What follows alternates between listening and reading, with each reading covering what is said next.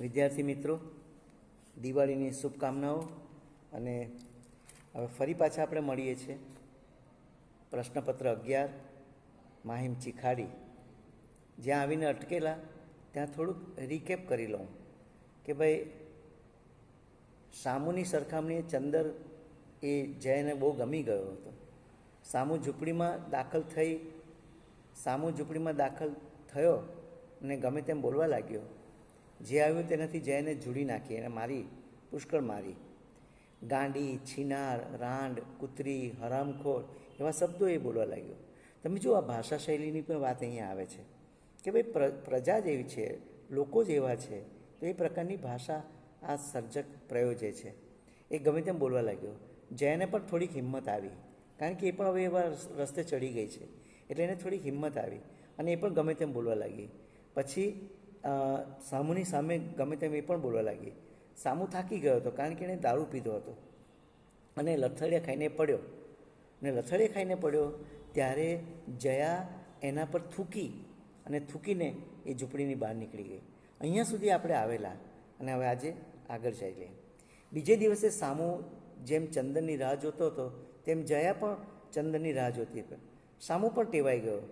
ચંદર મોડો પડે તો જયાને કહે, હજી ચંદર કેમ નહીં આવ્યો હોય?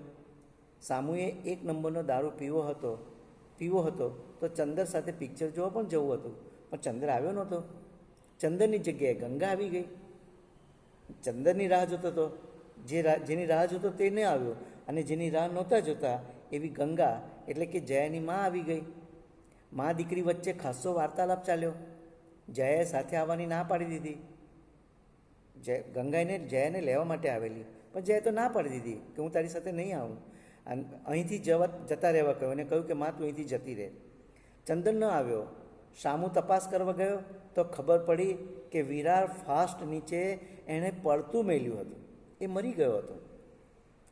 એટલે હવે ચંદર તો ગયો. તમે જુઓ કે નવલકથાકાર જે ચરિત્રોની તમારી સાથે જરૂર છે ભાવક સાથે, ત્યાં સુધી એની સાથે રાખે છે અને પછી ધીમે ધીમે આ બધા ચરિત્રોને ગાયબ કરે છે. આ ચંદર એ ગૌણ ચરિત્ર છે.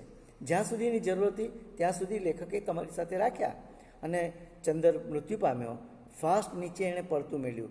કેમ પડતું મેળ્યું એ કોઈને ખબર નથી. જયા બહુ રડી કે ચંદર મૃત્યુ પામ્યો. એને ચંદર ગમતો હતો. ભલે એણે લગ્ન કર્યા છે સામુ સાથે, પણ ચંદરની સાથે પણ એણે વ્યભિચાર તો કર્યો છે. અને એટલા માટે ચંદનને જ્યારે મરી ગયો તે રડવા લાગી. ત્યારે સામુ બોલ્યો, જયાને રડતા જોઈ ત્યારે સામુ બોલ્યો, રાંડ, એમાં તું શું કામ રડારોળ કરે છે? હવે સામુ કહે છે કે રાંડ, તું એમાં શું કામ રડારોળ કરે છે? ઘોડબંદરની પાળ ઉપર હવે દ્રશ્ય બદલાય છે, કેમેરો બદલાય છે. આપણા જે લેખક છે મધુ મંગેશ કર્ણિક, એ આખું એની જે કેમેરો છે એ હવે ઘોડબંદરની પાળ પર લઈ જાય છે. ઘોડબંદરની પાળ ઉપર સરજુ કોળી અને લંગડો કિશન બેઠા હતા, માછલા પકડતા હતા. સરજુએ ચિક્કાર પીધો હતો. આ કોળી લોકો ખાડીના માલિક ગણાતા. જે સરજુ કોળી છે એ કોળી લોકો આ ખાડીના માલિક ગણાતા. એમની બૈરીઓને ગળે તો શેર જેટલું સોનું રહેતું, કેમ કે માછલીઓ પકડતા અને માછલીઓ વેચતા, એમાં શેર જેટલું સોનું એ લોકોના ગળામાં રહેતું. સરજુ તો વિલાયતી દારૂથી મોહ ધોતો હતો. વિલાયતી દારૂથી તો આ સરજુ મોહ ધોતો, પણ પછી પનોતી બેઠી. રાંડ બૈરી ખુદ ભર બપોરે એના નાના ભાઈ સાથે સૂવા લાગી. પછી દુઃખી થઈને બોલ્યો, દુનિયામાં ગમે તેનો ભરોસો કરજે લંગડા. લંગડા એટલે કિશન લંગડો. દુનિયામાં ગમે તેનો ભરોસો કરજે લંગડા, પણ કોઈ દી ભૂલે ચૂકે બૈરીનો ભરોસો કરતો નહીં. આ જે સરજુ જે છે એ લંગડાને કહે છે.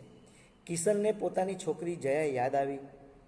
એ જ વખતે સરજુની નજર ઘોડબંદર તરફ ગઈ. એક ગાડીમાંથી પોટલું કોઈએ ફેંક્યું. ઘોડબંદર પર જે વાહન વ્યવહાર જઈ રહ્યો છે એ વાહન વ્યવહારમાં કોઈએ ગાડીમાંથી એક પોટલું ફેંક્યું. પોલીસની બીકથી ફેંકી દીધેલું. સરજુ એમાંથી એક બોટલ લઈ આવ્યો. એ દારૂની બધી બોટલો હશે, એમાંથી એક બોટલ લઈ આવ્યો. એક પણ માછલી પકડાયેલી નહીં, પણ બોટલ મળવાથી બંને જણા એટલે કે કિશન અને સરજુ બંને જણા ઝૂંપડી તરફ ગયા. સરજુને જયા યાદ આવી. કિશનને એક જગ્યાએ તપાસ કરવા કહ્યું. એ જગ્યા હતી રેલવે યાર્ડ. તમે જુઓ, સરજુને જયા યાદ આવી અને કિશનને કહ્યું કે આ એક જગ્યાએ મને લાગે છે કે જયા ત્યાં છે, તમે તપાસ કરો. એટલે એ કિશનને એક જગ્યા બતાવી અને એ જગ્યા હતી રેલવે યાર્ડ. રેલવે યાર્ડ એટલે આ રેલવેનો જે સ્ટેશન હોય છે ત્યાં કેટલીક જગ્યાએ કેટલાક ડબ્બાઓ પડી રહેતા હોય છે. જ્યારે એ ડબ્બાઓની જરૂર પડે ત્યારે એને એમાં જોડવામાં આવે છે. બાકી જરૂર ન પડે તેવા કેટલાય ડબ્બાઓ ત્યાં પડી રહેલા હોય છે, જેમાં આપણે મુસાફરી કરીએ છીએ ડબ્બા. તો એવી જે રેલવે યાર્ડ છે એ રેલવે યાર્ડ પાસે તપાસ કરવા કહ્યું. કિશને ઘરે જઈ આ જગ્યાની વાત જયાની માં ગંગાને કરી. હવે કિશન ગયો અને કિશનની બહુ પત્નીને ગંગાને કહ્યું કે જયા રેલવે યાર્ડની પાસે છે, એટલે ત્યાં જવાનું કહ્યું. ગંગા એ જગ્યાએ ગઈ. હવે તમે જુઓ કે કેમેરો જે છે, આપણી નવલકથાનો જે નવલકથાકાર કેમેરો મોકલે છે પેલા રેલવે યાર્ડમાં, અને રેલવે યાર્ડની પરિસ્થિતિ કેવી છે, એ જગ્યા કેવી છે સાંભળજો. ગંગા એ જગ્યાએ ગઈ. ગંગાને તો એની દીકરી છે, જયા એની દીકરી છે, તો એટલા માટે ત્યાં ગઈ. એને લઈ આવી જ પાછી લાવવી છે, તો એ ગઈ. ત્યાં અંધારામાં બે માણસ આવતા જોયા. એવો ગંગા વિશે વાતો કરતા હતા. જે માણસો હતા તેઓ બધા ગંગા વિશે વાતો કરતા હતા. ગંગા અંધારામાં દૂર જતી રહી. એક જૂના ડબ્બા પાસે એણે બાઈનો અવાજ સાંભળ્યો. ગંગા મનમાં બોલી પડી, ભગવાન તું જ એને સંભાળજે. તો જે જયા છે એણે જે વ્યભિચાર છે એ વ્યભિચાર કરવા માટેની જે જગ્યા છે એ બદલી નાખી છે, અને આ રેલવે યાર્ડના ડબ્બામાં એ આ પ્રકારનો વ્યભિચાર કરી રહી છે. એને એમાં સેક્સ દ્વારા એ પૈસા પ્રાપ્ત કરી રહી છે, અને એ જગ્યા છે રેલવે યાર્ડ. પણ રેલવે યાર્ડમાં એણે જોયું કે કોઈક બાઇકનો અવાજ ગંગાને સંભળાયો. એટલે ગંગા મનમાં બોલી પડી, ભગવાન તું જ એને સંભાળજે. એવામાં કોઈક ડબ્બામાંથી કૂદ્યો. ડબ્બા ઊંચા હોય એમાંથી કોઈ કૂદ્યો. એ સામુ હતો, એટલે કે જયાનો વર. ગંગાએ તેનું બાવડું ઝાલ્યું. જેવો એ કૂદ્યો એટલે ગંગા એનું બાવડું ઝાલ્યું. શામુડા ને પછી કહ્યું, શામુડા મારી જયાને ક્યાં સંતાડી છે બોલ, તેને ઘરે લઈ જવા આવી છું. એટલે ગંગા અકળાઈ છે, ખીજવાયેલી છે. એટલે એણે કહ્યું કે શામુડા મારી જયાને ક્યાં સંતાડી છે બોલ, તેને ઘરે લઈ જવા આવી છું. શામુડાએ કહ્યું, જોવું છે? ત્યાં જો પેલા ડબ્બામાં વાટ જોઈને બેઠી છે નવા ઘરાકની. ત્યાં જો પેલા ડબ્બામાં વાટ જોઈને બેઠી છે નવા ઘરાકની. એટલે આખું દ્રશ્ય તમે જુઓ કે રેલવે યાર્ડનું જે અંધારું છે, ત્યાં લાઇટ જેવું પ્રકાશ જેવું તો કશું છે જ નહીં. જયા બોલી, માં અહીં ઉપર આવ ઓરામાં. આ વાત સામુ અને ગંગાની જે વાર્તાલાપ છે એ જયા સાંભળી ગઈ છે, ને જયાએ જોયું કે માં આવી છે, એટલે કહે છે કે માં અહીં ઉપર આવ કોરામાં. અને પછી ગંગા એ રેલવે યાર્ડનો જે ડબ્બો છે એ ડબ્બામાં અંદર ગઈ છે. મા દીકરી વચ્ચે રકઝક ચાલી. જયાની જીવન અંગેની વિચારસરણી જ બદલાઈ ગયેલી. હવે તમે વિચાર કરો, જયાની જીવન અંગેની વિચારસરણી જ બદલાઈ ગયેલી. સંબંધો ઉપર તો એણે પૂર્ણવિરામ મૂકી દીધેલું, પછી માને પણ સંભળાવી દીધું, અને આને કારણે એ તો વ્યભિચાર કરવા માંડી છે. એટલે માને પણ સંભળાવી દીધું કે પહેલી વારનો ભાયડો મુઓ ત્યારે કેમ બેસી ન રહી તારી જુવાની બાળતી બોલ. એટલે માને સામે પ્રશ્ન કરે છે કે જ્યારે તારો પહેલી વારનો ધણી મરી ગયો ત્યારે તારે બેસી રહેવું જોઈએ ને, તે શા માટે પાછા લગ્ન કર્યા? પહેલી વારનો ભાયડો મુઓ ત્યારે કેમ બેસી ન રહી તારી જુવાની બાળતી બોલ. ગંગા પણ મનમાં બોલી, હરે રામ. મનમાં કહે છે કે દીકરી મને આવો પ્રશ્ન કરે છે. એટલે કહે છે, હરે રામ, મોત મવાલીમાં આ શું જોવાનું તે મારા નસીબમાં માંડ્યું છે. એ લોકો જે માતાને માનતા હશે એ માતાનું નામ છે મોત મવાલીમાં. હરે રામ, મોત મવાલીમાં આ શું જોવાનું તે મારા નસીબમાં માંડ્યું છે. તો દીકરી અને મા વચ્ચે વાર્તાલાપ ચાલતો હતો. એવામાં જ સામુ ઘરાક લઈને આવ્યો. પેલાએ ખૂબ દારૂ પીધો. જે ઘરાક છે એણે ખૂબ દારૂ પીધો હતો. એના ખિસ્સા તો પહેલેથી જ ખંખેરી લીધેલા. દારૂ પીધેલો એટલે કંઈ ભાન નહોતું. એટલે સામુએ એના ખિસ્સા તો ક્યારના ખંખેરી લીધેલા. એ એના ભાઈની મૈયતમાં આવેલો. આ કેટલી કરુણતા છે, અથવા કેટલું ભયંકર વાત છે કે પોતાનો ભાઈ મરી ગયો છે, એ ભાઈની મૈયતમાં આવ્યો છે, ને મૈયતમાં આવ્યા પછી પણ એને આ પ્રમાણે સેક્સ માણવો છે. એટલે એ એના ભાઈની મૈયતમાં આવેલો, ચિતાને આગ લગાડીને જયા પાસે આવ્યો અને એટલા માટે એ ઘરાક જે ભાઈ છે એ ચિતાને એના ભાઈની ચિતાને આગ લગાડે છે અને અહીંયા જયા પાસે આવ્યો. ગંગા તો આ બધું જોઈને અવાચક બની ગઈ. હજુ કેમેરો ત્યાં જ છે, રેલવે યાર્ડ પર જ છે. ગંગા તો આ બધું દ્રશ્ય જોઈને અવાચક બની ગઈ. પછી બોલી અને ત્યારે જયાને કહે છે, જયા ફરી તારે પગે પડું છું, જયા ફરી તારે પગે પડું છું, ખોળો પાથરું છું, પણ આવું હલકટ કામ તું કરમાં. ખોળો પાથરું છું પણ આવું હલકટ કામ તું કરમાં. એને કહે છે તું આવું કામ નહીં કર, આ સાંભળો તારું સત્યાનાશ વાળશે. પછી જયાએ પણ કાલે આવવાની વાત કરી કે હું આજે તું જા, હું કાલે તારી પાસે આવીશ, ઝૂંપડીમાં આવીશ. પેલો હવસ કરતો એટલે આટલું કહે છે તે પહેલાં તો પેલો જે માણસ આવ્યો છે, જે મૈયત પોતાના ભાઈને ચિતાને આગ લગાડીને આવ્યો છે, જે ઘરાક છે, એ તો એ જે છે હવસ કરતો જયાના શરીર સાથે ચેડા કરવા લાગ્યો હતો. હવે એક તરફ માં જોઈ રહી છે એની દીકરીને બીજો કોઈ પરપુરુષ એના શરીર સાથે અડપલા કરે છે. જયા બોલી, માં આ 5 રૂપિયા લેતી જા, રતન માટે ખાવાનું લઈ જજે.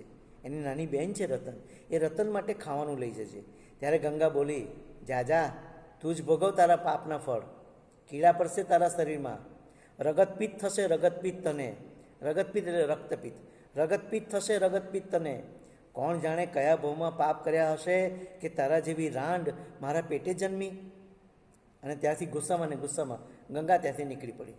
અને હવે કેમેરો લાવે છે કાશીરામની ઝૂંપડપટ્ટી પર. કાશીરામને પણ જયાને ભોગવવાની ઈચ્છા થઈ આવી. આ કાશીરામ છે એને પણ જયાને ભોગવવાની ઈચ્છા થઈ આવી. તે ઝૂંપડીથી નીકળ્યો, પણ તે ઝૂંપડીમાંથી નીકળ્યો જયાને ભોગવવા માટે, ઝૂંપડીમાંથી નીકળે છે, પણ યેશુની બેન મેના સામે એને આવી. એ આવતી હતી.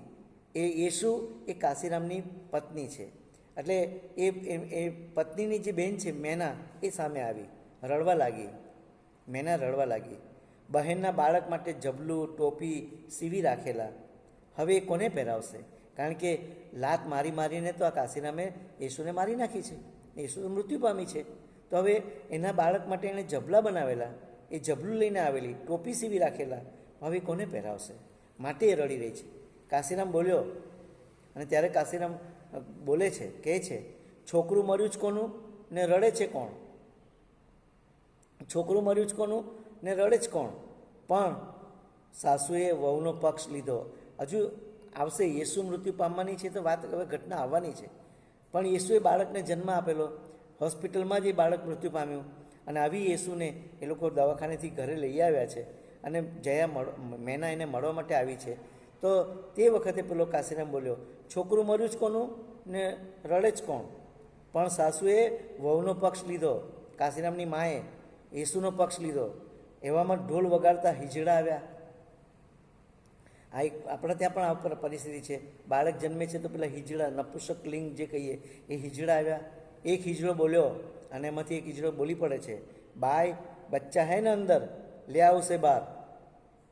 પછી પૈસા માંગ્યા, ન આપ્યા તો આખી ઝૂંપડપટ્ટી માથે લીધી.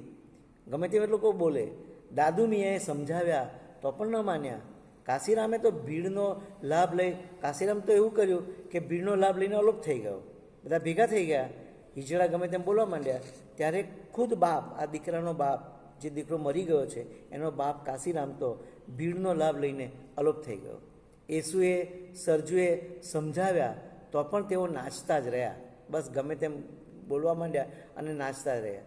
સરજુએ ધોતિયાના છેડે બાંધેલા પૈસા છોડવા માંડ્યા, પણ ત્યાં જ જયા આવી. નકશીદાર પર્સ ખોલી પૈસા આપવા લાગી, પણ સરજુએ પૈસા આપી દીધેલા. એટલે તે પછી જયા આપે છે, પણ કેવું કે કહ્યું ને કે નકશીદાર પર્સ ખોલીને જયા પૈસા આપવા માંડી, પણ એ પહેલાં તો સરજુએ પૈસા આપી દીધેલા. યેશુની બહેન ઝૂંપડી બહાર નીકળી તો કાશીરામ પણ તેની પાછળ ગયો. આ યેશુની બહેન મળવા માટે આવેલી, એ ઘરની ઝૂંપડીની બહાર નીકળી, એના ઘરે જવા માટે નીકળી તો કાશીરામ પણ એની પાછળ ગયો. હવે પાછું અદૃશ્ય બદલાય છે અને કેમેરો ઘોડબંદરની પાળ પર લઈ જાય છે. સાંજે સરજુ કોળી ઘોડબંદર રોડની પાળ ઉપર આમ જ બેઠો હતો. એણે એક છોકરાને ગાડી નીચે આવી જતાં બચાવ્યો. ઘોડબંદરમાં એક છોકરો દોડીને કંઈક રસ્તો ક્રોસ કરતો હશે, પણ આ સરજુ એ છોકરાને બચાવે છે, ગાડી નીચે આવી જતાં બચાવ્યો. ત્યાં દાદુ મિયા આવ્યો. ઝૂંપડપટ્ટીમાં મસ્જિદ હતી, ખ્રિસ્તીઓનું ચર્ચ હતું, પણ મંદિર જ નહોતું. સરજુ એ વખતે બોલ્યો, સાલી દુનિયામાં દેવ જ હોત નહીં તો બેસ્ટ થાત હો. સાલી દુનિયામાં દેવ હોત જ નહીં તો બેસ્ટ થાત હો. એટલે અંગ્રેજી શબ્દ પણ બોલે છે.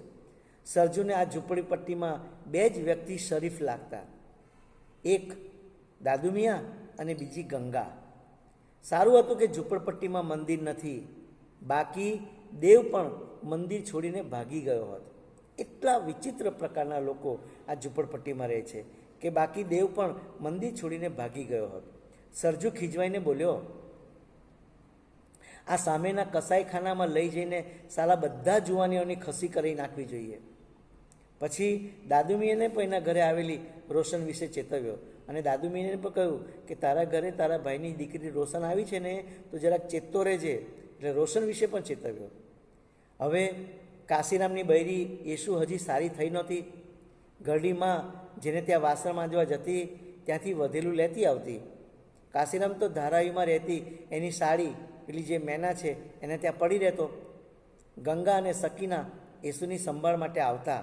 રોજ ગંગા અને સકીના આ યેસુની સંભાળ લેવા માટે આવતા. યેસુને જેમ ભાઈડાનું સુખ નહોતું તેમ ગંગાને પણ નહોતું. યેસુને કાશીરામનું સુખ નહોતું તેમ ગંગાને પણ એના ધણીનું સુખ નહોતું. યેસુને પણ એના ભાઈડાનું સુખ નહોતું તેમ ગંગાને પણ નહોતું. ગંગાનો ધણી કિશન લંગડો ગાંજો પીને આવે તો ભયંકર મારઝૂડ કરે. પોતાના સંસારના ચીથરા એ સકીના અને યેસુ આગળ ફાડી રહેતી. ગંગા અને સકીના યેસુને મળવા ગયા છે, એની ખબર અંતર કાઢવા ગયા છે. ત્યાં ગંગા જે છે એ પોતાના જીવનની કથની કહી રહી છે કે ભાઈ યેસુ જેટલી દુઃખી છે એટલી હું પણ દુઃખી છું. અને ત્યારે એ જગ્યાએ ગંગા સકીનાને યેસુ આગળ પોતાના સંસારના ચીથરા ફાડી રહી હતી. તેમાં ક્યાંય થીંગડું મારી શકાય એમ નહોતું. આ ભાષા શૈલી છે. આ ભાષા પાસે કેટલું જબરું કામ આ લેખકે લીધું છે એ અહીંયા દેખાય છે. ઝૂંપડપટ્ટીમાં સકીના, ગંગા અને યેસુ વાતમાં લાગ્યા છે.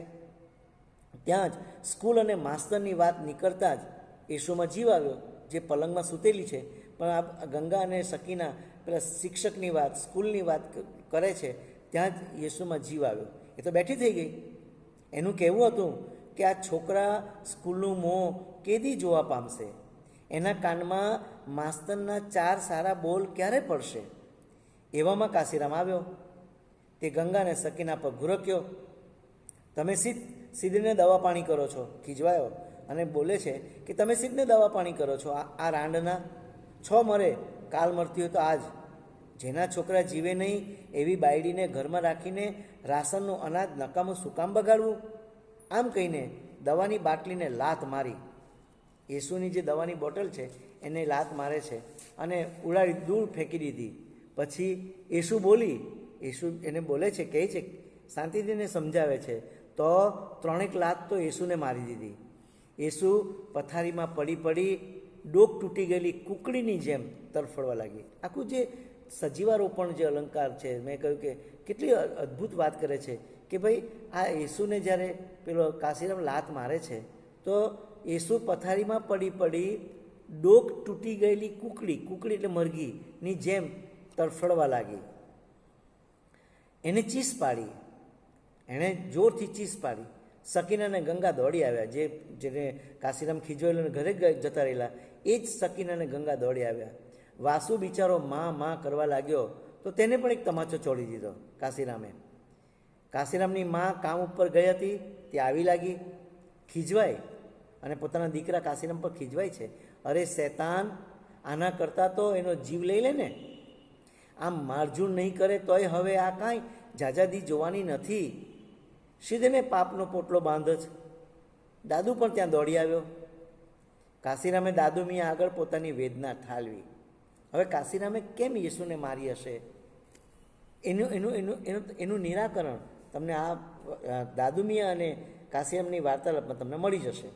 એટલે તમે જુઓ લેખક કેટલી કાળજી રાખે છે કે એવા કોઈ પ્રશ્નો તમારી સમક્ષ ઊભા રહેવા નથી દેતા કે ભાઈ કાશીરામે કેમ યેશુને મારી હશે ને આટલું બધું કેમ માર્યો હશે, એણે વાસુ પેલોનો છોકરો છે એને પણ કેમ 2 તમાચા છોડી દીધા હશે. તો એનો જવાબ તમને અહીંયા મળે છે. એટલે બધાનું નિરાકરણ વાર્તાકાર કરતો હોય છે, નવલકથાકાર કરતો હોય છે. કાશીરામે દાદુમી આવ્યો ને દાદુમી એને સમજાવ્યો તો દાદુમી આગળ પોતાની વેદના એ ઠાલવે છે. એ કહે છે, સાંભળવા જેવી વાત છે, 4 મહિના થયા એને બૈરીનું સુખ મળ્યું નથી. 4 મહિના થયા એને એની બૈરી એટલે કે યેશુનું સુખ મળ્યું નથી. ભૂખ્યા માણસની નજર પડોશીના રાંધણિયામાં જાય એ સ્વાભાવિક છે. કાશીરામને વળી રંડી પાસે જવાની હિંમત થતી નથી. એટલે જ એની સાડી મેનાને ઘરમાં ઘાલવા કહે છે. મેનાએ પણ એકવાર કહેલું, મને તારા ઘરે લઈ જાને, એવું મેનાએ પણ કહેલું. દાદુ પોતે કાશીરામને એના ઘરે લઈ ગયા. દાદુએ વિચાર કર્યો કે કાશીરામ અકળાયેલો છે, એટલે દાદુ કાશીરામને એના ઘરે લઈ આવ્યો. પછી મેનાને ઘરમાં ઘાલવા વિશે સમજાવ્યો. એને કહ્યું કે આ કૃત્ય નહીં કરીશ, યેશુ છે અને યેશુ હોય તો એની બહેનને ઘરમાં ન ઘાલી શકાય. મેનાને ઘરમાં ઘાલવા વિશે સમજાવ્યો. મેનાને ભોગવવી હોય તો ધારાવી જઈ આવવા કહ્યું કે તારે મેનાને ભોગવવી છે, તારે મેના સાથે સેક્સ માણવો છે તો મેના જે ધારાવીમાં રહે છે ત્યાં તું જઈ આવ, એવું પણ કહ્યું. કાશીરામને તો બસ મેના જ દેખાતી હતી. યેશુ, વાસુ કે એની માં એની નજરમાં નહોતા આવતા. બસ એને તો એટલી મેના દેખાતી હતી. એના વગર રહેવાતું નહોતું. દાદુ ગુસ્સે થયો તો કાશીરામ એના પગે પડ્યો. દાદુએ કહ્યું કે તું આ બધું મેનાથી નથી રહેવાતું, એ બધું આવું તો શું શા માટે કરે છે? એટલે દાદુ એને ખીજવાય છે, કાશીરામને સમજાવે છે અને ગુસ્સે થાય છે. તો કાશીરામ એના પગે પડ્યો. ધારાવીમાં મેનાની પાછળ મવાલીઓ પડ્યા હતા. હવે મેના ત્યાં ધારાવીમાં એકલી જ રહેતી હતી. એની આજુબાજુ જે બધા મવાલીઓ રહે છે, એવા બધા ગુંડા જેવા લોકો, તો એ બધા પણ પેલી મેનાની પાછળ પડ્યા હતા અને મવાલી મેનાની પાછળ પડેલા. અને આ બધું કાશીરામ મેનાને ભોગવવાની પ્રયત્ન કરે છે. તે વખતે એક મવાલીએ તો કાશીરામને કહી દીધું પણ ખરું. જ્યારે આ કાશીરામ ધારાવીમાં ગયેલો ત્યારે એક મવાલીએ તો કાશીરામને કહ્યું ખરું કે ફરી આ સાઈડમાં આવીશ તો ખીમો કરી દઈશ. જો ફરી પાછો જો આ સાઈડ પર આવશે ને તો તારો ખીમો કરી નાખીશ. દાદુએ એને સમજાવ્યો કે આવી રીતે આજ પછી બૈરાને મારતો નહીં. યેશુ કદાચ ઝાઝા દિવસો જીવશે નહીં. સારી શિખામણ આપી. કાશીરામ રડી પડ્યો. યેશુના પગ પકડી માફી માંગવા ઝૂંપડે ગયો, પણ માએ બારણું બંધ કરી દીધું. નાનો દીકરો વાસુએ બાપના ખભે હાથ મૂક્યો. કાશીરામે તેને છાતી સરસો ચાંપ્યો. હવે જે કેમેરો છે એ તમને ગંગાના ઘર તરફ લઈ જાય છે. ગંગાના ઘરે ગંગા રતન એની નાની છોકરી છે. રતનના માથામાંથી જૂ વીણતી હતી. ગંગાને રતનની ઇજ્જતની રતન હજુ નાની છે પણ એને રતનની ઇજ્જતની ફિકર હતી. એવામાં સરજુ આવ્યો. ખાડીની બધી ઘટનાની વાત કરી. જે ખાડીમાં જે કંઈ ઘટના બની ગઈ છે એ બધી ઘટનાની વાત કરી. કાશીરામ સાડીને ઘરે લઈ આવ્યો એ વાત કરી કે ભાઈ હવે કાશીરામ એની સાડીને ઘરે લઈ આવ્યો છે. અબ્બાસની બહેનને પણ જયાએ રવાડે ચડાવી દીધી. અબ્બાસની બહેન જે છે આવી છે તેને પણ રોશનને પણ આ જયાએ એને રવાડે ચડાવી દીધી છે. અબ્બાસની બહેનને પણ જયાએ રવાડે ચડાવી દીધી, એટલે કે એના ધંધામાં લઈ લીધી. ગંગાનો ધણી કિશન પણ એમાં સામેલ હતો. તમે વિચાર કરો કે ગંગાનો ધણી કિશન પણ આ રોશન આવા વ્યભિચારના ધંધા કરે એમાં સામેલ હતો. કાશીરામ આજે સામુ પેન્ટરને ગેંગ દ્વારા મરાવવાનો હતો. તો કાશીરામ જે છે એ પેલા સામુ પેન્ટરને એની ગેંગ દ્વારા મરાવવાનો હતો. એ માટે એક મરઘી રાંધવા માટે ગંગાને કહ્યું કે તું એક કામ કર, મારા માટે અમારા એ બધી ગેંગ છે એના માટે એક મરઘી રાંધી રાખ, આજે અમે સામુ પેન્ટરને મારવાના છીએ. જયાને પણ તે આજે ગંગા પાસે લઈ આવશે. એણે બીજું પણ કહ્યું કે આજે કોઈ પણ હિસાબે ગંગાને કહ્યું કે ગંગા આજે જયાને પણ તારી પાસે લઈ આવીશ. ત્યારે ગંગા જે છે એ ગંગા કહે છે કે પણ સામુને બહુ મારતા નહીં હો સરજુ દાદા તમે સામુને બહુ મારતા નહીં હો. ગમે તેવો પણ એનો જમાઈ છે એટલે જમાઈને તમે બહુ મારતા નહીં. એને એમ લાગતું કે ખાડીની કોઈ છોકરીની મસ્કરી કે છેડતી કરે તો જાણે એને એમ લાગતું કે એની જ છોકરીની કોઈ મસ્કરી કે છેડતી કરી રહી છે. એ પાછો આવ્યો, છોકરાઓ માટે સ્કૂલ જવા માટેની વ્યવસ્થા અંગે ચિંતા વ્યક્ત કરી, પછી ખુશ થતો નીકળી ગયો. અને હવે સીધી કેમેરો પાઇપલાઇન પર જાય છે. હવે પેલી સામુને મારવાનો છે. કાશીરામે એને બધી યોજના ઘડી છે. તો સામુ પાઇપ ઉપર જાહેરાતો ચિતરતો હતો. એને પેન્ટર છે એટલે બધી જે જાહેરાત આવે એ જાહેરાતો ચિતરતો બેઠો હતો. એને રોશન યાદ આવી. જયા તો યાદ, જયા સાથે લગ્ન કરેલા અને જયાને તો વ્યભિચારમાં નાખી દીધી છે ને, તો એને રોશન યાદ આવી. આ જ જગ્યાએ એનો ઘાઘરો ઉતરી ગયેલો એ પણ એને યાદ આવ્યું કે પાણી ભરવા ગયેલી રોશનનો ઘાઘરો અહીંયા ઉતરી ગયેલો. રોશન એના ફંદામાં ફસાઈ હતી અને કોણ જાણે કેમ આ સામુ પેન્ટરના ફંદામાં આ રોશન પણ ફસાઈ ગયેલી. જયા તો ફસાઈ ગઈ છે અને હવે રોશન પણ ફસાઈ ગઈ હતી. જયા એને ફસાવેલી. પિક્ચર, કબાબ, બ્લાઉઝ, પાવડર જેવી વસ્તુઓ દ્વારા એ ફસાઈ ગઈ. કે પિક્ચર જોવા લઈ જાય, કબાબ એટલે કે નોનવેજ ખવડાવે, બ્લાઉઝ, પાવડર એ બધી વસ્તુઓ અપાવે અને એના દ્વારા આ રોશન પણ એમાં ફસાઈ ગઈ. જયા રોશનને લઈને પિક્ચર જોવા ગઈ હતી. સામુ એને હોટલમાં ખાવા લઈ જવાનો હતો. એને ન આવવાના વિચારો આવ્યા. સામુને ન આવવાના વિચારો આવ્યા. મદદ માટે આવેલા છોકરાએ ભાનમાં આણ્યો. એ પેઇન્ટિંગ કરતો હતો, જાહેરાત ચિતરતો હતો, પણ ચિતરતા ચિતરતા એ રોશનમાં અને જયાના બધા વિચારોમાં ખોવાઈ ગયો. તો સારું કે એની સાથે જ પેલો નાનો અમથો છોકરો એના મદદમાં આવ્યો છે, એની સાથે કામ કરે છે. એ છોકરાએ એને ભાનમાં લાવ્યો. પછી કામે વળગ્યો. એવામાં કોઈએ બીડી સળગાવવા માચીસ માંગી. સામુ કામમાં હતો. પછી એને લાગ્યું કે આ કોઈ માંદો માણસ લાગે છે, એટલે સિગારેટ અને માચીસ બંને આપ્યા. એ માણસે દાદુ વિશે પૂછ્યું અને પછી સિગારેટ સળગાવી. સામુ પણ અંધારું થવાથી કામ બંધ કરી સારા કપડાં પહેરવા લાગ્યો. જયા અને રોશન એને મળવાના હતા. પાઇપ પાસેના ધોધમાં હાથ પગ એને ધોઈ નાખ્યા. એવામાં 3-4 જણા લોખંડના પાઇપ લઈને આવ્યા. પૂછ્યું, ભડવા પેન્ટર, લંગડાની છોકરીને કોણ ભગાડી ગયું બોલ. એટલે જે પેલી ઘટના બની છે કાશીરામે જ મારવા માટે મોકલ્યા છે અને જે મોકલેલા માણસો કહે છે, ભડવા પેન્ટર, લંગડાની છોકરીને કોણ ભગાડી ગયું બોલ. એ લોકો સામુ પર તૂટી પડ્યા. એ તો સારું કે એક બટકો માણસ દોડી આવ્યો, પેલાઓને ભગાડ્યા. અને હવે તમે જુઓ કે આ જે બટકો માણસ છે એ વચ્ચે નવલકથામાં વચ્ચે અલોપ થઈ ગયેલો, ગાયબ થઈ ગયેલો, ફરી પાછો આવે છે. નવલકથાની શરૂઆતમાં હતો એ ચરિત્ર હતું, પણ વચ્ચે એક ચરિત્ર ગાયબ થઈ ગયું અને હવે ફરી પાછું નવલકથાકાર એને વચ્ચે લઈ આવે છે. એ કોણ છે? તો સાંભળજો. બધી વાત બધાને ભગાડ્યા. એ ધોંડુ હતો. જે ધોંડુએ આ દાદુ મિયાને ઝૂંપડી અપાવેલી, એ ગુંડો હતો, એવો એ ધોંડુ હતો. સામુને તે દાદુ મિયાની ઝૂંપડી પાસે લઈ આવ્યો અને એનો બોચી પકડીને સામુને દાદા મિયાની ઝૂંપડી પાસે લઈ આવ્યો. બધી વાત કરી. થોડી વારે સામુ ભાનમાં આવ્યો, કારણ કે એને બહુ માર પડેલો. એવામાં રોશન ત્યાં આવી લાગી. દાદુએ તેને ઝૂંપડીમાં જવા કહ્યું. પછી દાદુ મિયા ધોંડુ સાથે વાતે વળગ્યો. ધોંડુ પણ ખૂન કરીને આવ્યો હતો. એ જ્યારે ખૂન કરીને આવ્યો ત્યારે એણે આ સામુ પેન્ટરને લોકો મારી રહ્યા છે જોયું, એટલે એણે પેલા લોકોને ભગાડ્યા અને સામુને અહીં ઝૂંપડીપટ્ટીમાં લઈ આવેલો. એ પણ ખૂન કરીને જ આવેલો હતો. શા માટે ખૂન કરેલું? તો કે 10-15 દિવસ દાદુની ઝૂંપડીમાં આશરા માટે આવ્યો છે. ખૂન તો કરી નાખ્યું છે ને એણે કહ્યું કે દાદુ મિયા મને 10-15 દિવસ તારી ઝૂંપડીમાં રહેવા દે. એટલે 10-15 દિવસ માટે રહેવા માટે આવ્યો હતો. કેમ? તો કે એક બાઈના લફરામાં એક માણસને તેણે ખતમ કરી નાખેલો. તમે જુઓ આ નવલકથામાં આવી બધી ઘટનાઓ આવે છે. તો એણે એક માણસને ખતમ કરી નાખેલો. એ બાઈ પાછળ તો ઢોંડુ પડ્યો હતો. જે બાઈ પાછળ જેનું ખૂન કરી નાખ્યું એ માણસ એ પેલી બાઈ પાછળ પડેલો હતો.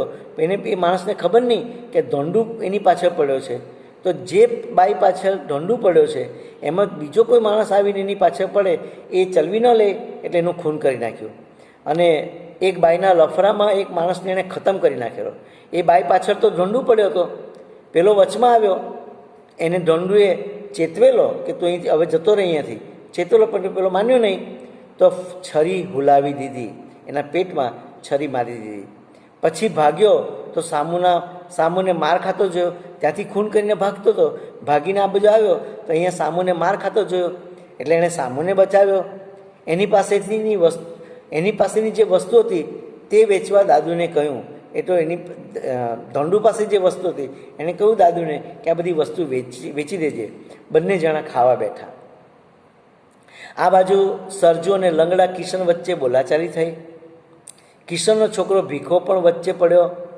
સરજુ ભીખા પર થૂંક્યો તો ભીખાએ સરજુની બોચી પકડી. ભીખાએ તેને જવા દીધો. ગંગા દોડી આવી, મટનનું પોટલું આપી પેલા રવાના કર્યો. સરજુને એમાં રવાના કર્યો. ગંગા એના દીકરા ભીખાને ખીજવાય. આ બોલાચાલીથી કાશીરામ ત્યાં આવી લાગ્યો. કાશીરામે મેનાને મારેલી, મોચી જોડે ભાગી જવાની હતી. કિશન એ કિશનને એણે મેના ઉપર નજર રાખવા કહેલું કે કિશન તો આ મેના પર નજર રાખજે, એ ક્યાં જાય છે જોજે જરાક, ને જો તું નજર રાખશે તો તને બક્ષિસ પણ આપીશ. બક્ષિસ આપવા પણ કહ્યું. કાશીરામ દ્વારા ખબર પડી કે ભીખો હીરો બનીને રોશનને લાઈન મારે છે. સામુ એનો ગુરુ છે, પણ આજે કોઈએ સામુને જુડી નાખેલો. ભીખો, જયા અને રોશન આજે પિક્ચર જોવા ગયેલા. તો ભીખો, જયા અને રોશન આજે પિક્ચર જોવા ગયેલા. ભીખા ઉપર બધું આવી પડવાથી એ ઝૂંપડી બહાર નીકળી ગયો. ઘોડબંદરની પાળ ઉપર જઈને બેઠો. આ જે ભીખો છે એ ઘોડબંદરની પાળ ઉપર જઈને બેઠો તો જયા ત્યાં આવતી દેખાય. બંને વચ્ચે વાતચીત થઈ.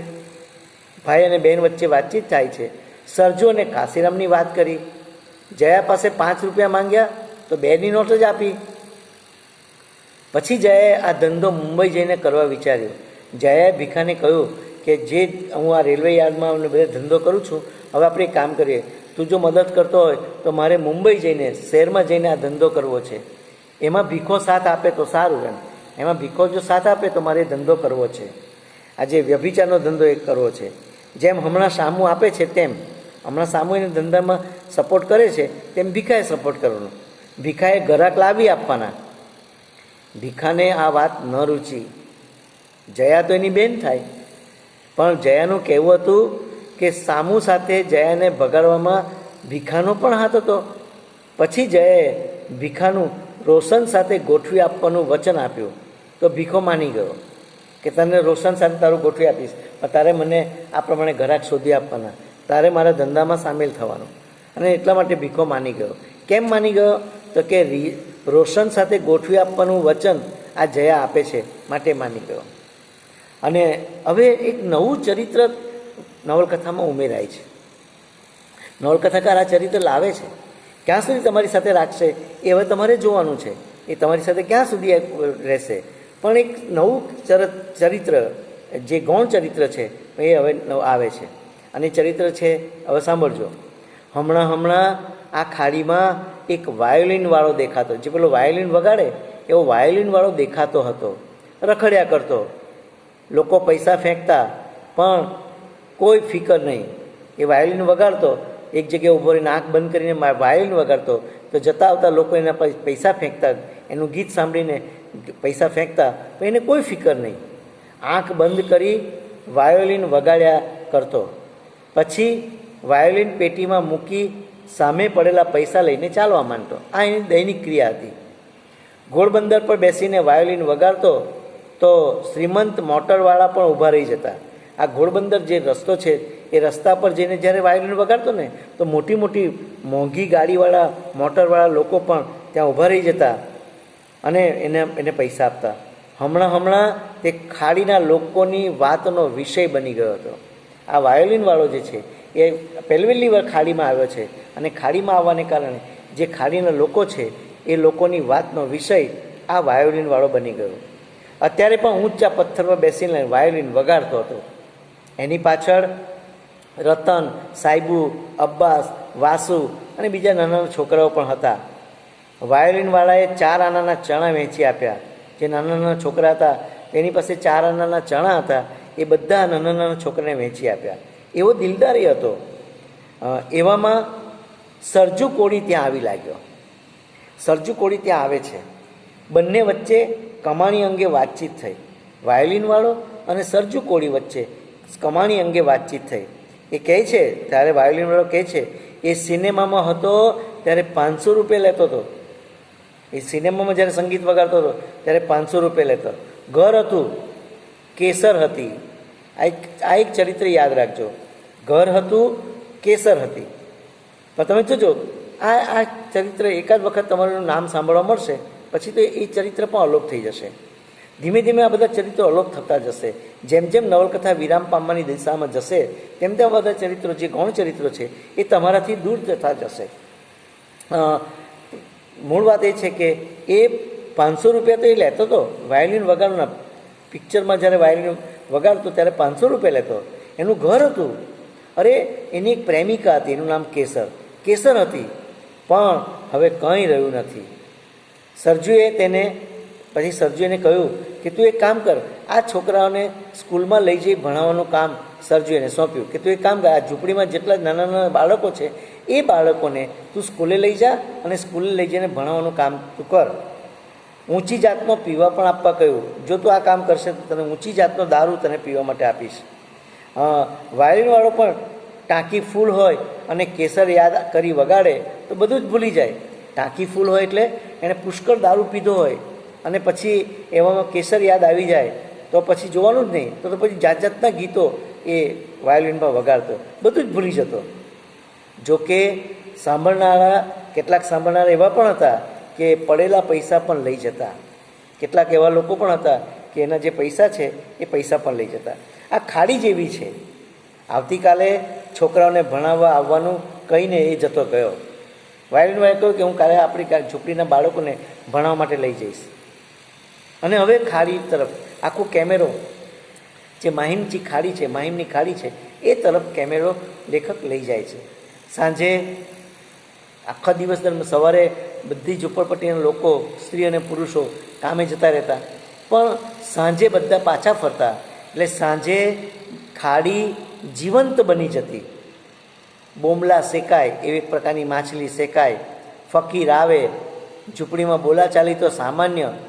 એવામાં સાંજે 3-4 માણસો ઝૂંપડીમાં આવ્યા, મોટેથી બોલવા લાગ્યા. એમનું કહેવું હતું કે આ ઝૂંપડીઓ તોડીને સરકાર મોટો રસ્તો બનાવવા માંગે છે. સરકાર ગરીબોને ગરીબ અને અમીરોને અમીર બનાવવા માંગે છે. તમારે મકાન જોઈએ છે કે રસ્તો? બધા બોલી પડ્યા, રસ્તો. જો રસ્તો જોઈતો હોય તો જુલુસ કાઢીને સચિવાલય જવું પડે. બધા તૈયાર થયા. તે સાંજે બધામાં એક બીક પેસી ગયેલી કે હવે આપણી ઝૂંપડી તૂટવાની, અહીંયા રસ્તો બનવાનો. એવામાં ભીખો ઝૂંપડી બહાર નીકળ્યો. પેલો ભીખો જે છે, ગંગાનો છોકરો, જયાનો ભાઈ, એ ઝૂંપડીની બહાર નીકળ્યો. રોશન સામે દેખાય, એટલામાં એને રોશન દેખાય, સાંજ પડી ગઈ છે. એણે સીટી મારી, ભીખાએ સીટી મારી. પછી ગિરદીમાં રોશનને દાદુ મિયાની ઝૂંપડી પાછળ અંધારામાં લઈ ગયો.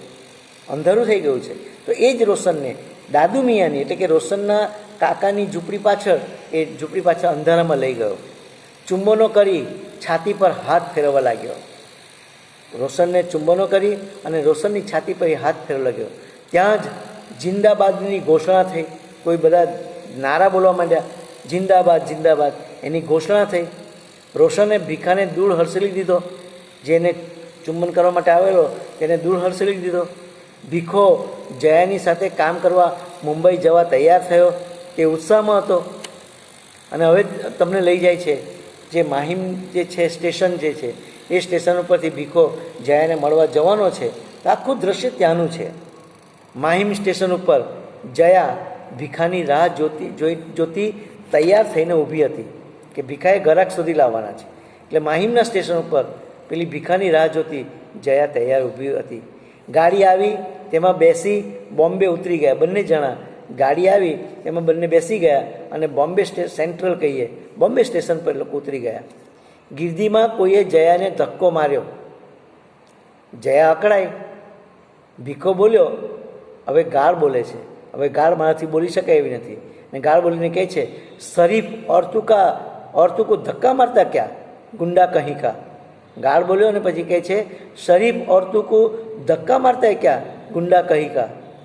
જેણે જયાને ધક્કો મારેલો એ આગળ આવ્યો, જયાનો હાથ પકડી ટેક્સીમાં બેસાડી દીધી, ભીખાને પણ ટેક્સીમાં લઈ લીધો. પછી પેલો માણસ 2 કલાક પછી જયાને ભાઈખલા મૂકી ગયો. ભાઈખલા એ સ્ટેશન છે, સ્ટેશનનું નામ છે, એ ભાઈખલા મૂકી ગયો. જયા અને મૂકી ગયો એટલે જયાને એને ભોગવી હશે પેલાએ. પછી જયા અને ભીખાએ હોટલમાં ખાધું. પૈસા આવ્યા હશે જયા પાસે, તો એ પૈસાથી એણે જયા અને ભીખાએ હોટલમાં જઈને ખાધું. પાનના ગલ્લેથી પાન લઈ તેઓ કામઠીપુરા ગયા.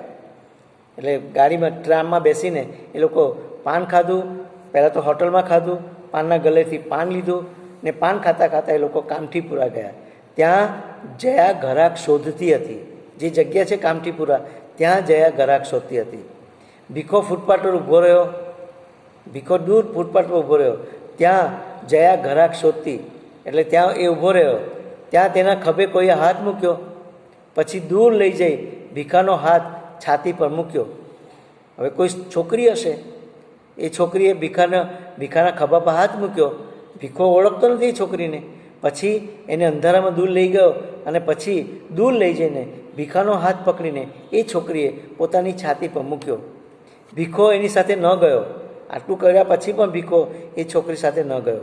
તો પેલી છોકરીએ બૂમ પાડી અને એ ન ગયો તો પેલી છોકરીએ બૂમ પાડી. એક પહેલવાન જેવો આવ્યો, ભીખાને ભિખારી જેવો બનાવી પેલા 2 અંધારામાં અલોપ થઈ ગયા. છોકરીએ આવું યોજના કરી હશે કે હું આ પ્રમાણે કોઈ એક છોકરાને આવી રીતે ભોળવીશ અને પછી ચીસ પાડું તો તમારે આવી જવાનું અને તમારે એને મારીને લૂંટી લેવાનું. બસ, તો ભીખો પણ લૂંટાઈ ગયો છે. પેલા લોકોએ એને ભીખાને ભિખારી જેવો બનાવી દીધું અને પેલા લોકો અંધારામાં અલોપ થઈ ગયા. એવામાં જયા આવી, થાકેલી હતી, ગાડીમાં બેસી ગયા. જયાએ ભીખા પાસે એણે આપેલા પૈસા માંગ્યા.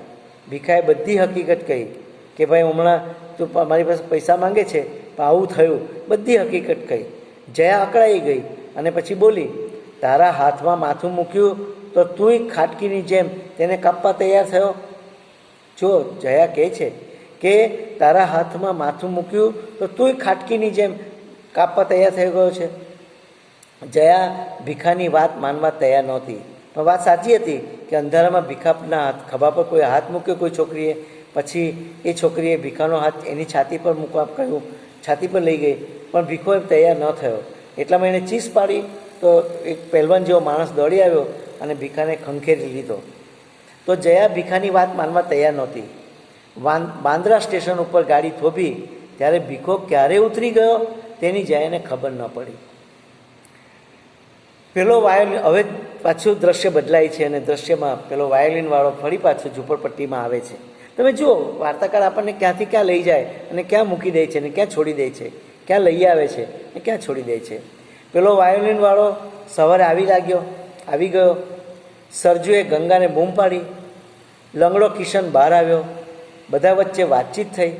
કિશન બોલ્યો, પણ છોકરાને બરાબર સંભાળીને લઈ જશે ને? ગાંડા માણસનો શો ભરોસો? કિશન કહે છે કે આ બધા છોકરાને બરાબર સંભાળીને લઈ જજે, તારા જેવા ગાંડાનો શું ભરોસો? પણ અબ્બાસ, સાહેબુ, વાસુ ભણવા તૈયાર થયા. ખાડીના છોકરા ભણવા જાય છે એ જાણી બધાને આનંદ થયો કે ભાઈ ખાડીના છોકરા ભણવા જઈ રહ્યા છે. એ જાણીને બધાને આનંદ થયો. એવામાં પેલા જુલુસવાળા આવી લાગ્યા. ઝૂંપડપટ્ટીના બધાએ જુલુસમાં જોડાવા કહ્યું. સરજુ તૈયાર નહોતો. કાશીરામ દાદુ પણ એમાં તૈયાર થતો નહોતો જુલુસમાં જોડાવા.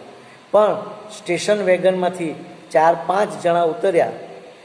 એ બધા દાદા જેવા લોકો હતા. દાદુને પણ રોક્યો. દાદાઓએ ખેંચીને બધાને ઝૂંપડીમાંથી બહાર કાઢ્યા. કેટલાકના હાથમાં લાલ વાવટા પકડાવ્યા તો કેટલાકના હાથમાં મોટા બેનર પકડાવ્યા. પછી તેઓ બોલવા લાગ્યા. મરાઠીમાં બોલે છે, ઝોપડી સંઘ જિંદાબાદ, મકાન દો, રોટી દો, નહીં તો ખુરશી છોડ દો. શું બોલે છે? ઝોપડી સંઘ જિંદાબાદ, મકાન દો, રોટી દો, નહીં તો ખુરશી છોડ દો. પછી તેઓ ઘોડબંદર તરફ ચાલવા લાગ્યા.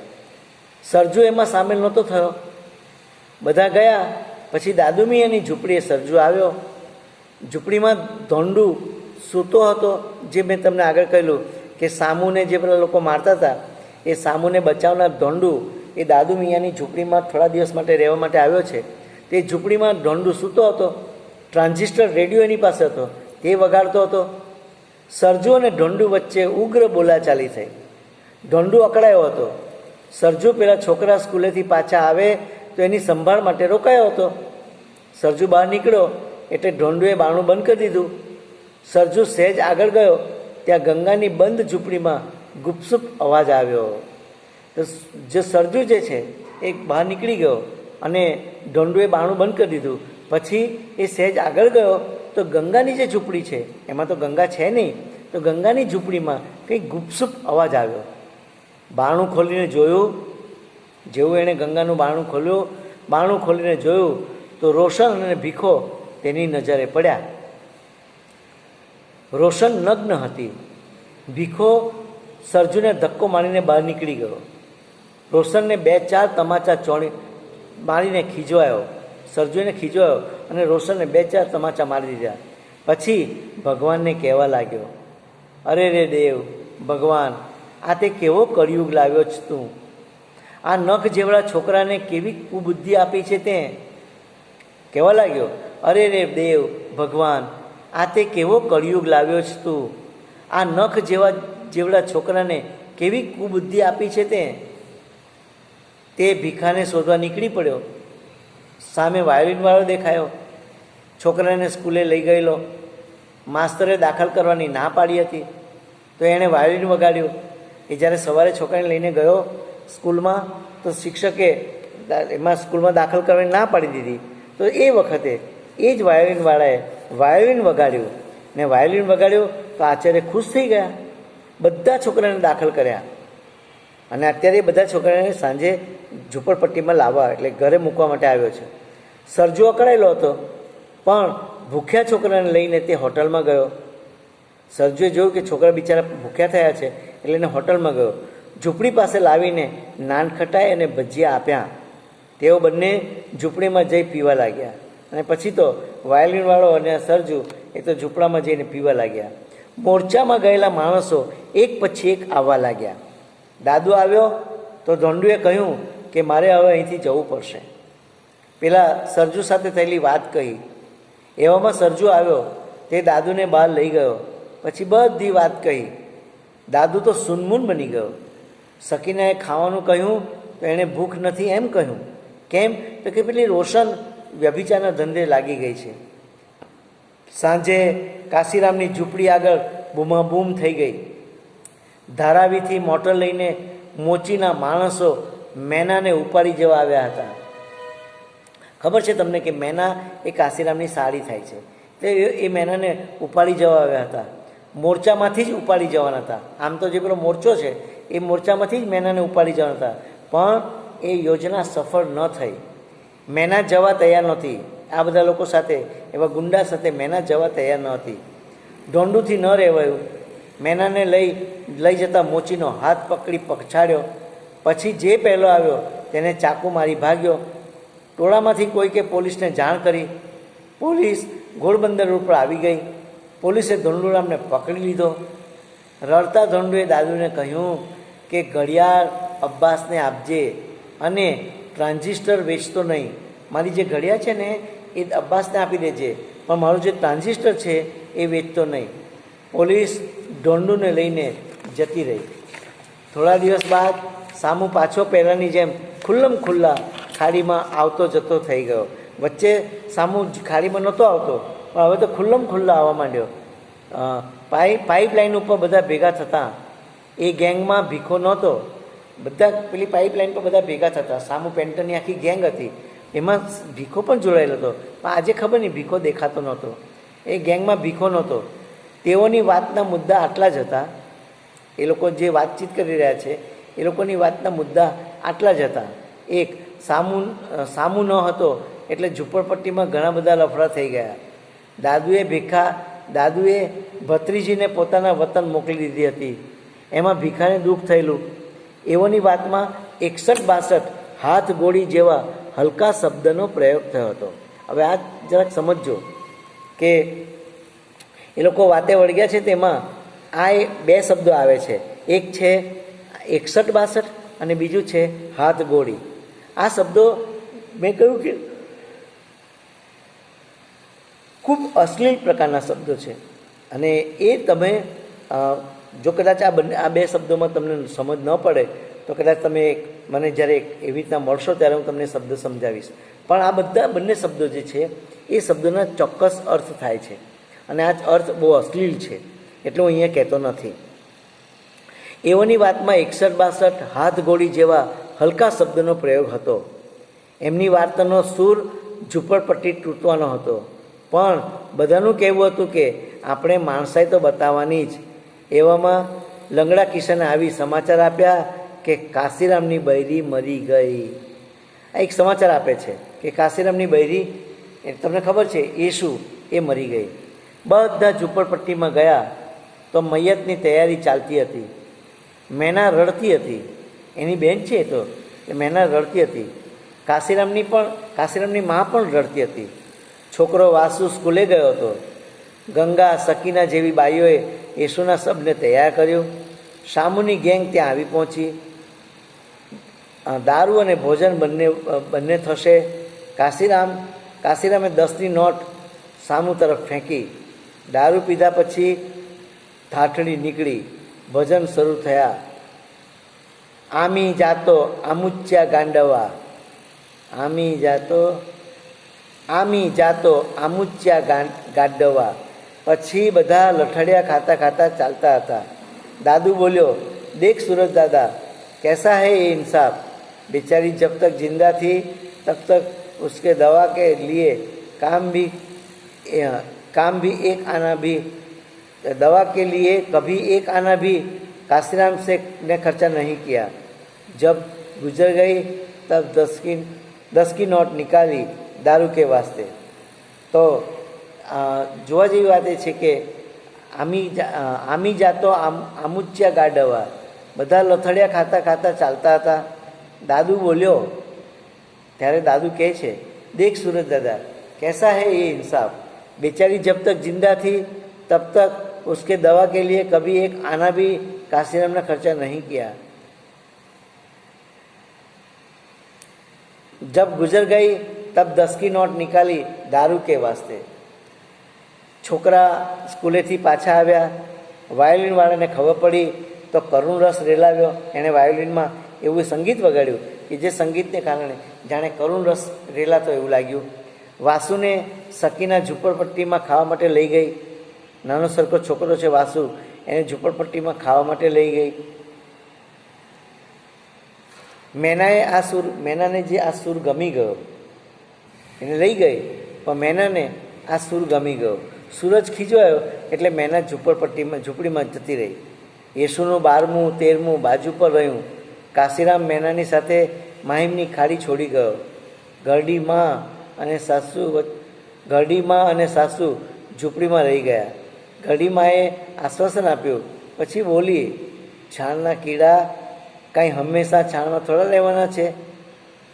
ડોશીએ કામ વધાર્યા. એક દિવસ કામથી પાછા આવતી વખતે વધારેના કામના જે પૈસા છે, એટલે ખાસ કરીને કાશીરામ મેનાની સાથે માહિમ છોડી ગયો. ગરડીમાં અને વાસુ ઝૂંપડીમાં રહી ગયા. ગરડીમાએ આશ્વાસન આપ્યું અને આશ્વાસન આપીને બોલે છે કે છાણના કીડા કંઈ હંમેશા છાણમાં થોડા રહેવાના છે.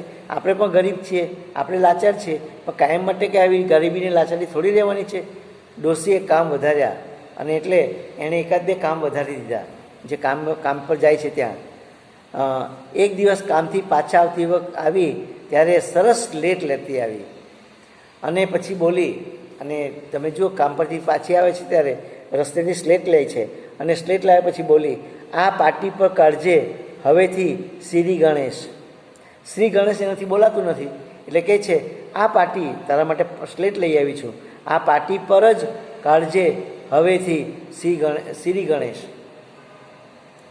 ઝૂંપડપટ્ટીમાં કૂતરાને પકડવા મ્યુનિસિપાલિટીની ગાડી આવી. અબ્બાસના કૂતરા જોકીને પકડી ગઈ. અબ્બાસ રડવા લાગ્યો, પણ જોકી જોર કરીને ભાગી છૂટ્યો. ભાગી ગયો. પેલા પકડાવાળા ગયા પછી ચોકી ઝૂંપડપટ્ટીમાં આવ્યો. અબ્બાસે રડીને માને પટ્ટા વિશે કહ્યું તો માએ કહ્યું, હવે યાદ રાખજો પટ્ટો શું છે એ યાદ રાખજો.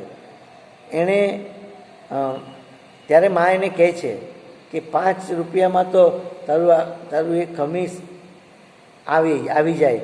પણ અબ્બાસને ખમીસ નહોતું જોઈતું. જોકીની ધમાલમાં અબ્બાસ એ ભૂલી ગયો કે બપોરે કાશીરામ 2-4 માણસોને લઈને આવેલો. વાસુને લાડુ ખાવા માટે 4 આના આપી ગયેલો. એ કહેતો હતો કે ઝૂંપડી વેચવાની છે. દાદુએ આ વાત કાશીરામની માને કરી. મા બોલી, અરે છોકરા, તને આ શી મતી સૂજી? સોના જેવા છોકરાને મારા જેવી રાંડી રાંચને છોડીને પેલી વેશ્યા સાથે ભાગી ગયો. દાદુએ ડોશીને આશ્વાસન આપ્યું. કાશીરામ જેવો બાપ દીકરાને દારૂ વગરનો કરવા માંગતો હતો. કાશીરામે 450 રૂપિયામાં એક મદ્રાસીને ઝૂંપડી વેચી દીધી.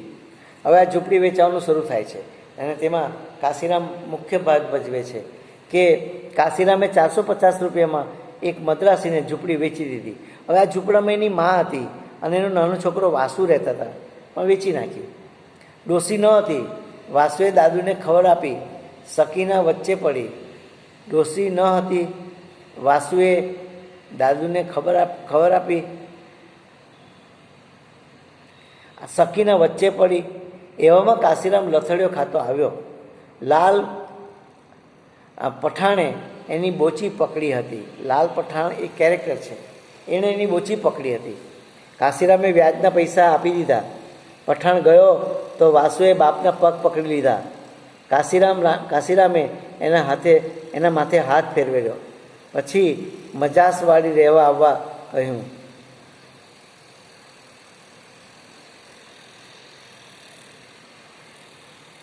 તો મજાસવાળી જગ્યાએ રહેવા માટે આવવા કહ્યું. પછી ખિસ્સામાં હાથ નાખ્યો તો 1 પણ રૂપિયો નહોતો.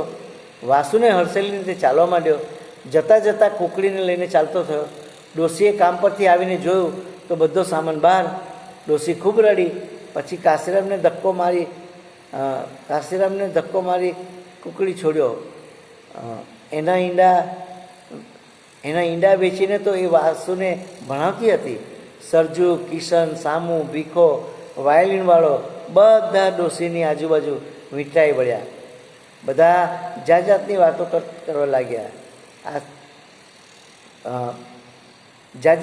કરવા લાગ્યો. સરજુ અકળાયો, બોલ્યો, આવશે એ આવશે. તમે ભાઈડા પોતાની મા બહેનને રાન બનાવો છો તે હવે આજ બોલો ને. તમારું તે મોઢું છે કે નરક? હું ફરી વાંચું છું. સરજુ અકળાયો અને અકળાઈને બોલ્યો, આવશે એ આવશે. તમે ભળવા પોતાની મા બહેનને રડાવો છો, એને રાન બનાવો છો તે હવે આજ બોલે ને. તમારું તે મોઢું છે કે નરક? બધા પેલા મદ્રાસી સાથે વાતે વળગ્યા. એવામાં કાશીરામ આવી લાગ્યો. એના દ્વારા ખબર પડી કે આ મદ્રાસી તો દારૂની ભઠ્ઠી શરૂ કરવાનો છે અને આ ઝૂંપડપટ્ટીમાં તો ઝૂંપડપટ્ટી તૂટી જવાની છે. એટલે મોટી જગ્યા થઈ જશે. એટલે ઝૂંપડપટ્ટી તૂટવાની હતી, મકાન બનવાના છે, બધાને મફતમાં મકાન મળશે. પણ મદ્રાસી એ વાતમાં સંમત ન થયો. મદ્રાસીને વહેમ ગયો કે કદાચ નહીં આપે તો. સામુની ગેંગ પાછી એકઠી થઈ. ભીખો લંગડાતો હતો. સામુએ પૂછ્યું ત્યારે ખબર પડી. સામુ રોગ પારખી ગયો. ભીખાના બાપને પણ આવો જ રોગ થયેલો. સામુ તો પિક્ચર જોવા જવાનો હતો. ભીખાએ જયા પાસેથી 10 રૂપિયા લેવા માટે સામુને કહ્યું. દવા માટે ભીખો ઘેર ગયો. માએ દવા વાટીને ચોપડી. ભીખાનો બાપ ઈંડા ચલતો હતો. માનું કહેવું હતું કે ત્યારે માનું કહેવો છે કે છોકરી છીનાર નીકળી, જયા છીનાર નીકળી. છોકરા ઉપર આશા હતી પણ એ બીમાર પડ્યો. છોકરા ઉપર આશા હતી. તો જોવા જેવી વાત એ છે કે ભીખાએ જ્યારે જયા પાસેથી 10 રૂપિયા લેવા માટે સામુને કહ્યું દવા માટે, ભીખો ઘરે ગયો. માએ દવા વાટીને ચોપડી. ભીખાનો બાપ ઈંડા છોલતો હતો. જુઓ આ દ્રશ્ય. માનું કહેવું હતું કે છોકરી છીનાર નીકળી, છોકરા ઉપર આશા હતી પણ એ બીમાર પડ્યો. પછી છોકરાના કપાળ પર હાથ ફેરવતા જઈને કહ્યું, છોકરાના કપાળ પર હાથ ફેરવતા એ બોલી, દીકરા, આવી અવળી મતી તને ક્યાંથી સૂજી? ક્યાં જઈને તારું ગળું કપાઈ આવ્યો? આમ ગંગાએ કિશન પાસે થોડા પૈસા માંગ્યા દવા કરાવવા માટે. કિશન ક્યાંથી લાવે? કિશન બિચારો ક્યાંથી લાવે? બંને વચ્ચે રકઝક ચાલી. છોકરાનું નસીબ એની સાથે એમ કહીને એ ચાલવા માંડ્યો. પેલો મદ્રાસી દારૂ વેચતો, એની ઝૂંપડી પાસે કિશન બાફેલા ઈંડા વેચતો. એ ગયો. ગંગા બેસી પડી.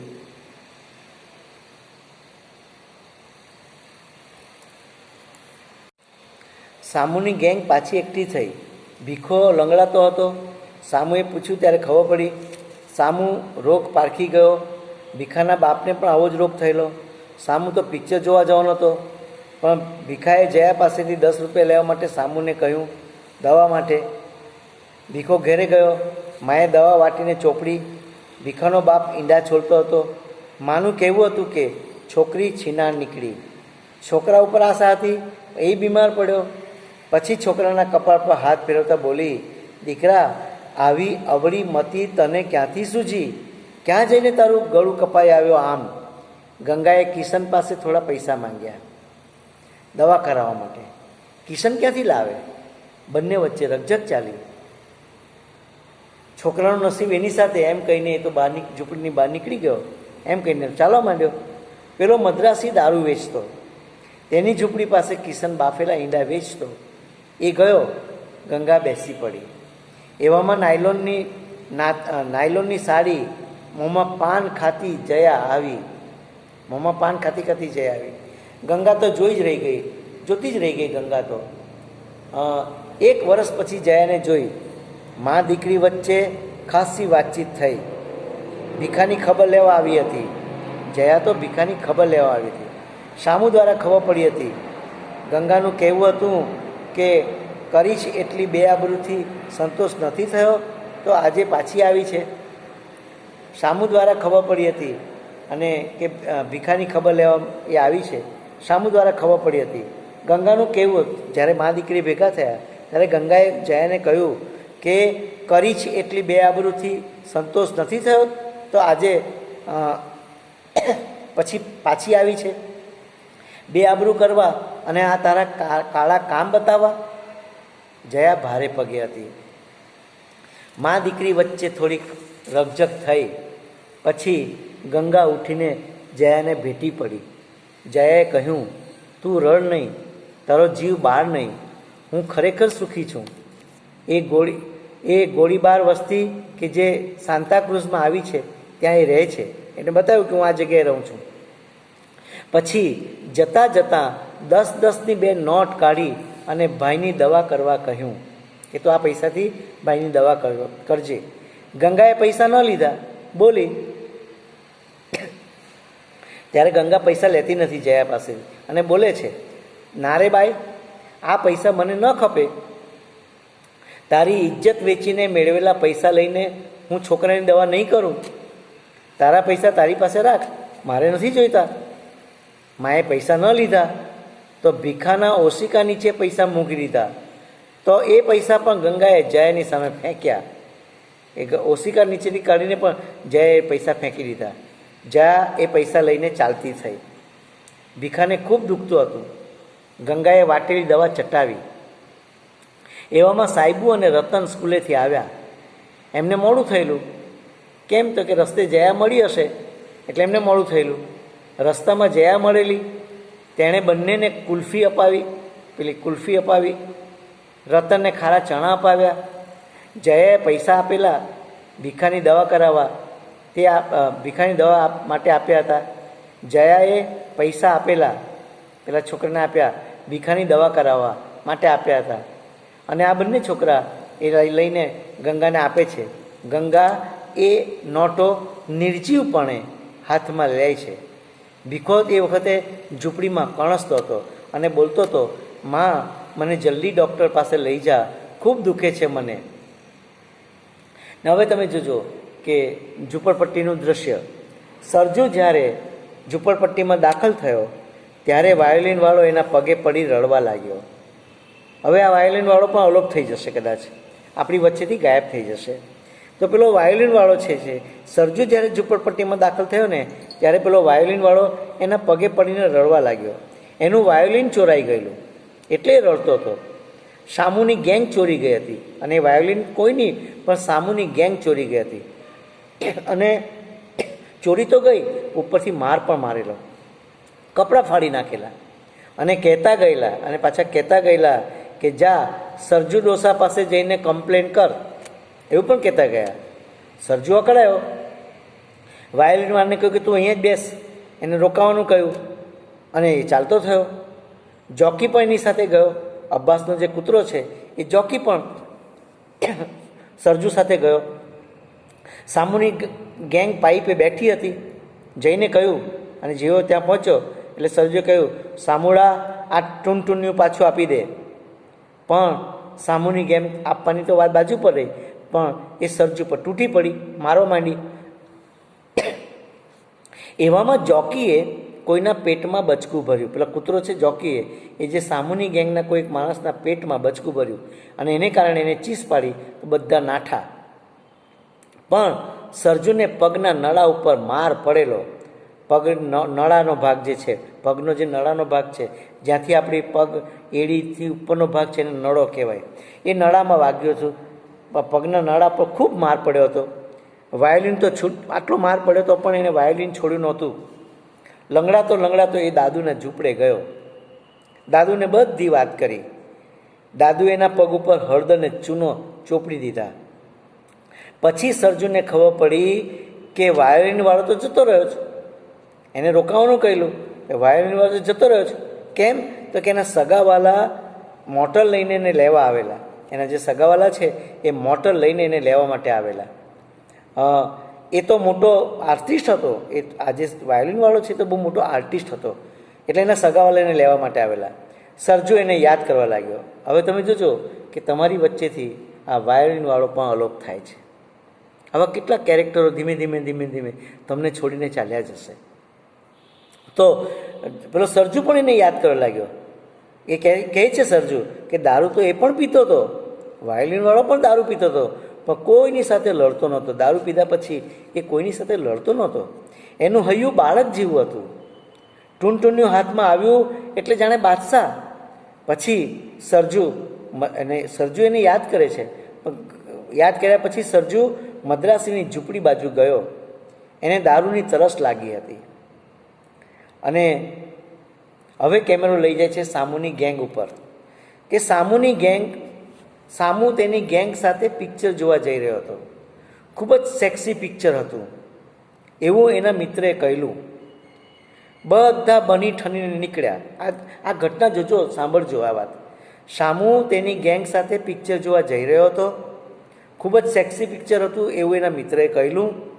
બધા બની ઠનીને નીકળ્યા. સામુને ગઈકાલે વરલી મટકામાં મહેંદી અને પરમ દિવસે પંજો લાગ્યા હતા. આ જુગાર રમવાની કોઈ રીત હશે. એ રીતમાં વરલી મટકામાં આ બધી જુગાર રમાય. એમાં એક જુગારનું નામ છે મહેંદી અને બીજે એક જુગારનું નામ છે પંજો. એ બંનેમાં આ સામુના લાગેલા પૈસા તમે ₹1 મૂકો તો એના 100 રૂપિયા પણ તમને મળે. એ પ્રકારનું આખી જે આ જુગારની રમત છે એ રમતમાં એ ખાસા પૈસા, ખૂબ પૈસા એને મળ્યા. ખૂબ પૈસા આવ્યા હતા સામુ પાસે. એ બધાને ભીખો યાદ આવ્યો. એ ગેંગની જે સામુની ગેંગ છે એને ભીખો યાદ આવ્યો. પણ ભીખો તો અત્યારે રોગથી પીડાઈ રહ્યો છે. એ ઘરમાં કણસે છે. ભીખો દવા કરાવતો હતો. બધા ભીખો નથી એમાં જોડાયો. ભીખો તો દવા કરાવતો હતો.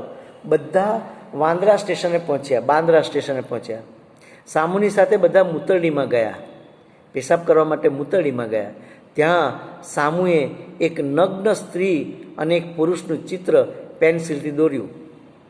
એક નગ્ન સ્ત્રી અને નગ્ન પુરુષનું ચિત્ર પેન્સિલથી દોર્યું. પછી બધા ગાડીની રાહ જોવા લાગ્યા. જતી આવતી છોકરી તરફ કુદ્રષ્ટિ નાખતા હતા. સામુને જયા યાદ આવી. એ હવે બે જીવી થઈ હતી, ભારે પગે હતી. જયાને એણે જ એની મા ગંગા પાસે મોકલી હતી, પણ ગંગા ઘરમાં પણ ઘાલે એમ નહોતી. એના મિત્રનું કહેવું હતું કે ક્યાંથી ઘાલે, તું સાલો તેની સાથે એકલો રહેતો હોય તોય ઠીક હતું, પણ તે તો તેની પાસે ધંધો કરાવ્યો. 12 જણના બી છે એના પેટમાં. તો વાક્ય સાંભળજો, 12 જણના બી છે એના પેટમાં. તો હવે એને ઘરમાં ઘાલવા કોણ તૈયાર થાય? સામુને લાગ્યું કે તે હવે ફસાઈ ગયો. એવામાં ગાડી આવી. સામુની નજર ગાડીમાં ઊભેલા એક પેસેન્જરના ખિસ્સા પર ગઈ. બધા સાવધ થઈ ગયા. પાકીટ મારવા ગયા, પણ સામુ પકડાઈ ગયો. ગાડીમાં ગીર્દી હતી એમાં પેલો સામુ પાકીટ મારવા ગયો, પકડાઈ ગયા. સેન્ટ્રલ બોમ્બેમાં પોલીસને લોકોએ સોંપી દીધો, એટલે સામુ પકડાઈ ગયો. એટલે કદાચ હવે એવું પણ બને કે સામુ હવે આપણી વચ્ચેથી કદાચ અલોપ પણ થઈ જાય, પણ સામુ આવું કરવા ગયો અને પકડાઈ ગયો. હવે તો ખાડીમાં જાત જાતના ધંધા ચાલવા લાગ્યા. મેં કહ્યું કે દારૂ ગાળવાવાળો પેલો આવી ગયો છે મદ્રાસી, પેલો ઈંડા વેચે છે, કિશન લંગડો ને બધા ઈંડા વેચે. જાત જાતના ધંધા ત્યાં ચાલવા લાગ્યા. જાત જાતની ભાષા સાંભળવા મળતી. મિટિંગો અને મોરચાની ધમાલ તો રોજ ચાલતી. ફાળો ઉઘરાવવાનું ચાલુ હતું. સરજુ, કિશન ધંધામાં લાગી ગયા હતા. એ લોકો તો કામમાં લાગી ગયા છે. મદ્રાસીનો દારૂનો ધંધો ખૂબ ચાલતો હતો. એક દિવસ કાશીરામ ત્યાં દેખાયો. મદ્રાસીની ઝૂંપડીના બારણા પાસે કિશન ઊભો હતો. પેન્ટના પટ્ટા નીચે રાખેલું ચાકુ કાઢી તેણે કહ્યું, મેં ઇધર કા આમી અપુન દાદા, મેં ઇધર કા આમી અપુન દાદા. પેલા મદ્રાસી પાસે દારૂ લીધો અને કિશનની લારીમાંથી બાફેલું ઈંડું લઈને પીવા લાગ્યો. કાશીરામ આવું કરવા લાગ્યો. તમને ખબર હશે કે કાશીરામ તો એ યેશુની બહેન જે છે પેલી મેના, એની પાસે જતો રહેલો. મદ્રાસીની આ ઝૂંપડપટ્ટીમાં ખૂબ ઉધારી થઈ ગયેલી, કારણ કે દારૂ પીએ પૈસા નહીં આપે એટલે બધા ઉધાર દારૂ પીવા લાગેલા. તો ખાસી ઉધારી થઈ ગયેલી. એ ઉધારી વસૂલે કે ધંધો કરે? મદ્રાસી એકલો, એણે એ ઉધારી વસૂલવા કરે કે પછી ધંધો કરે? એટલે એ વસૂલીનું કામ એ કાશીરામને સોંપી દીધું કે તું તારે મને અમારી જે બધી વસૂલી છે, મારે પૈસા વસૂલવાના છે, એ કામ તારે કરવાનું. એ કામ એને સોંપી દીધું.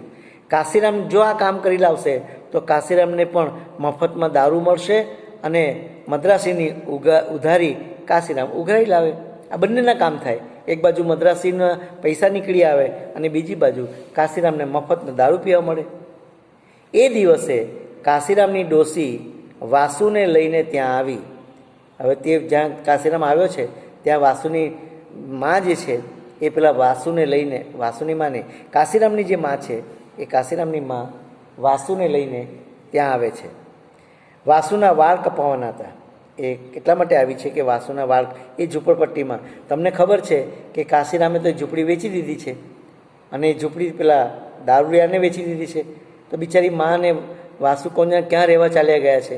પણ આજે કોણ જાણે કેમ એ વાળ કાપવા માટે ઝૂંપડપટ્ટીમાં આવી તો એને કાશીરામ જોવા મળ્યો. પૈસા જોઈતા હતા. સરજુ પાસે પૈસા માંગ્યા. ત્યારે સરજુએ એના દીકરા કાશીરામ પાસે માંગવા કહ્યું કે કાશીરામ આવ્યો છે એની પાસે તો માંગને, તો અમારી પાસે શા માટે માંગે છે? એ તો હવે દાદો બની ગયો છે. કાશીરામ તો દાદો બની ગયો છે. એવામાં કાશીરામ આવ્યો. બંને વચ્ચે બોલાચાલી થઈ. કાશીરામે સરજુ પાસે ઉધારી માંગી કે લાવ તારા પૈસા ઉધાર. એ ઉધારી માંગી. સરજુ ઝૂંપડીમાં ગયો. 10ની નોટ લાવી મદ્રાસી તરફ ફેંકી અને 10ની નોટ કાશીરામને નહીં આપી, મદ્રાસી તરફ ફેંકી. પછી બોલ્યો અને ત્યારે પેલો બોલે છે સરજુ, કહે છે, તારી પાસે ફરી પીવા આવું તો હું છાણ ખાઉં બસ. તારી પાસે ફરી પીવા આવું તો હું છાણ ખાઉં બસ.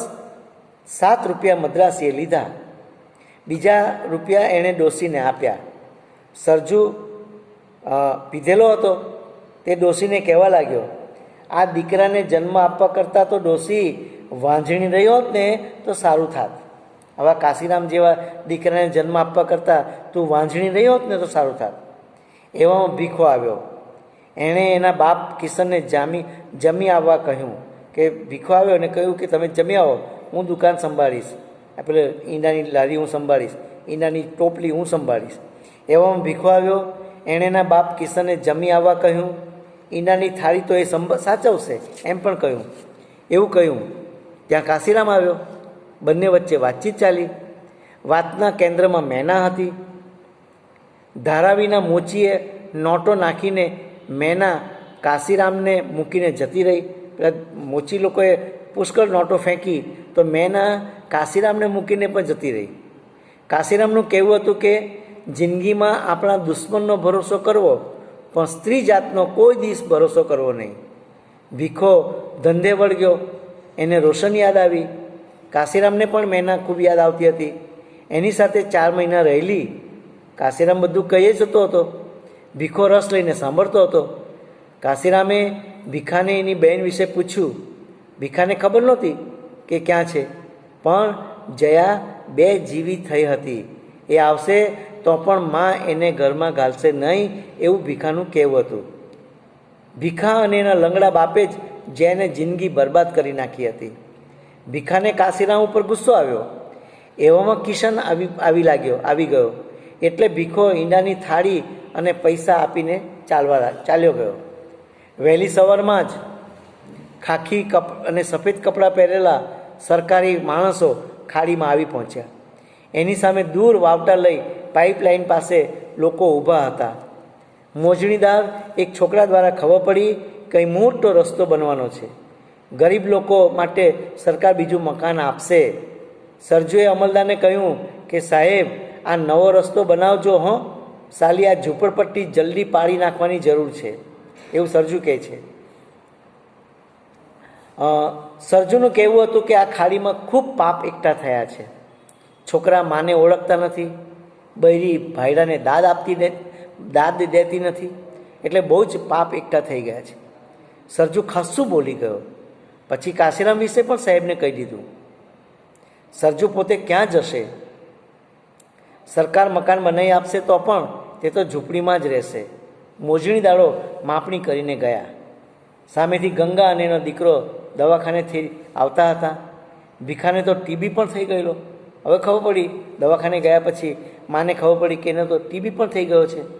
સરજુ દ્વારા ગંગાને ખબર પડી કે ઝૂંપડપટ્ટી તૂટવાની છે. ગંગાને ચિંતા થવા લાગી. ગંગાને સામુ પર ભારે ગુસ્સો હતો. એક તો દીકરી ભગાડી ગયો અને છોકરાને આવી માંદગીમાં સપડાવ્યો. આ ભીખાને કેવી રીતના આ રોગ લાગુ પડ્યો? આ એક પ્રકારનો એઇડ્સ નામનો રોગ છે. બહુ ભયંકર રોગ લાગ્યો છે. કારણ કે ભીખો ખોટા ધંધે ચડી ગયેલો. એવી કેવી છોકરીઓ સાથે એને સેક્સ માણ્યો હશે, એટલે એને આ રોગ લાગુ પડી ગયો છે. ને સાથે સાથે એને ટીબી પણ થઈ ગયો છે. અને આવા ધંધામાં લઈ જનાર બીજું કોઈ નહીં, એ પેલો સામુ જ હતો. સામુએ જ જયાને ભગાડેલી. અને આ જ સામુએ ભીખાની જિંદગી પણ બરબાદ કરી નાખી છે. એટલે ગંગાને સામુ ઉપર ભારે ગુસ્સો હતો. એક તો દીકરી ભગાડી ગયો અને છોકરાને આવી માંદગીમાં સપડાયો. સરજુ દ્વારા ગંગાને ખબર પડી કે એ તો જેલમાં ગયો. સરજુ દ્વારા એને ખબર પડી કે એ તો જેલમાં ગયો છે. સરજુ પણ એ જેલમાંથી છૂટીને આવે તો મારવાનો હતો. એ સામુને તો જો જેલમાંથી છૂટીને આવે એને મારવાનો હતો.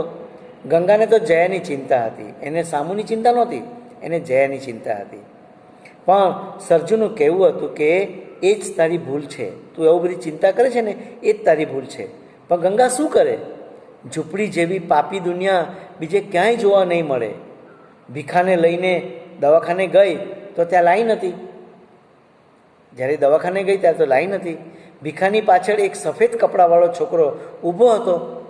એણે કોઈને પૈસા આપ્યા તો એનો નંબર પહેલો લાગી ગયો. ભીખા કરતાં પણ નંબર પહેલો લાગી ગયો, કારણ કે એણે લાંચ આપી તો એનો નંબર લાગી ગયો. ગંગા રડી પડી. આટલું કહેતા તો ગંગા રડી પડે છે. એક દિવસ પોલીસની વાન આવી, માઇકમાં બોલી અને માઇકમાં બોલે છે, ઝોપડ કરુંની તાબડતોડ ઝોપડિયા ખાલી કરું બહાર પડાવે, ઝોપડિયા પાંડતાય એણા આહેત. ધીમે ધીમે બધા જ ઝૂંપડા ખાલી કરવા લાગ્યા. શામુના એક જોડીદારે શામુને ફોન કર્યો. શામુ તો જેલમાં છે, પણ શામુના જોડીદારે શામુને ફોન કર્યો કે અહીંયા ઝૂંપડપટ્ટી ખાલી કરવા લોકો આવ્યા છે. તો એણે શામુના એક લીડરને ફોન કર્યો હશે ને લીડર લોકો ત્યાં દોડી આવ્યા. શામુના બધા ગેંગના માણસો દોડી આવ્યા. એમણે પોલીસ સાથે વાતચીત કરી. એ જે લીડરો આવ્યા છે, શામુના માણસો છે, એણે પોલીસ સાથે વાતચીત કરી. પછી લીડર લોકોએ ઝૂંપડાવાસીઓને કહ્યું કે આજે નહીં તો કાલે ઝૂંપડી તૂટવાની છે. સરકાર ગોરેગાંવમાં મકાન આપશે, બધાને ફાયદો જ છે. માટે આપણે ઝઘડો નહીં કરીશું. કેટલાક ઘર વખરી માથે ઉપાડીને ચાલવા પણ લાગ્યા. ઝૂંપડી ખાલી કરી ગયા ને કેટલાક ચાલવા લાગ્યા. પણ મદ્રાસી, કિશન, દાદુના ઝૂંપડા ખાલી થયા નહોતા. બસ આટલી સુધી આપણે વાત કરીશું.